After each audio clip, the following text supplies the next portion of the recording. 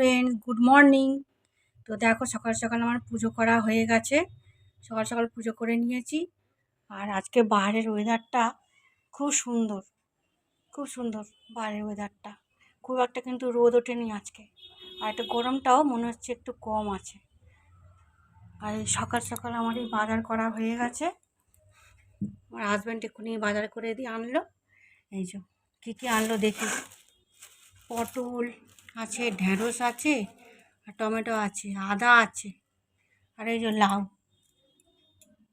আজকে কিন্তু লাস্ট লাউ খাবো, হ্যাঁ, কারণ আমরা জ্যৈষ্ঠ মাসে লাউ খাই না।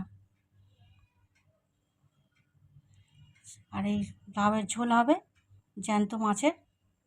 আজকেই খাবো, আর খাবো না, ঠিক আছে? এই মাস মানে জ্যৈষ্ঠ মাসটা খাবো না, ঠিক আছে? চলো, বাই। এতক্ষণ তো দিদি দেখালো ওকে কি বাজার করেছে। আর ব্রেকফাস্টে আমাদের আজকে ছিল চিড়ের পোলাও, যেটা হেভি বানায় আমার মা। সাথে ছিল অমলেট, আর আমার ছেলে খাচ্ছিল হচ্ছে টোস্ট, যেটা ও খেতে ভীষণ পছন্দ করে।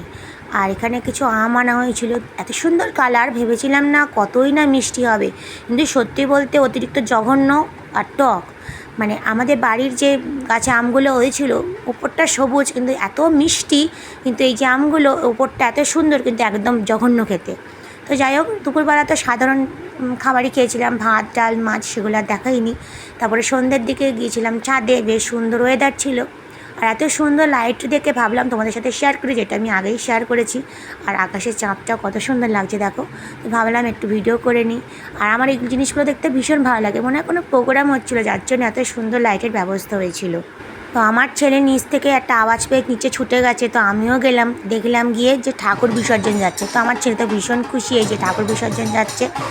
মনে হয় শিব দুর্গা ছিল, আসলে পিছন ফিরে নিয়ে যাচ্ছিলো তো খুব ভালো করে দেখতে পাইনি। তো যাই হোক, প্রচণ্ড আওয়াজ হচ্ছিল, তো আস্তে আস্তে আমি তোলার চেষ্টা করেছি। এই যে ঠাকুরটা যাচ্ছে। তো আমার এখনও পর্যন্ত না, মানে ঠাকুর বিসর্জন গেলে ছুটে আমি বাইরে যাই। তোমাদের কার কার এরকম অভ্যাস আছে অবশ্যই বলো। আমার কিন্তু ছোটোবেলার অভ্যাসটা এখনও মানে কাটে না, যেহেতু আমরা মফস্বলের দিকে থাকি। অবশ্যই কলকাতার দিকেই থাকি, কলকাতাতেই থাকি, কিন্তু তারপরেও আমরা যে জায়গাটা থাকি সেটা একটু মফস্বল টাইপ।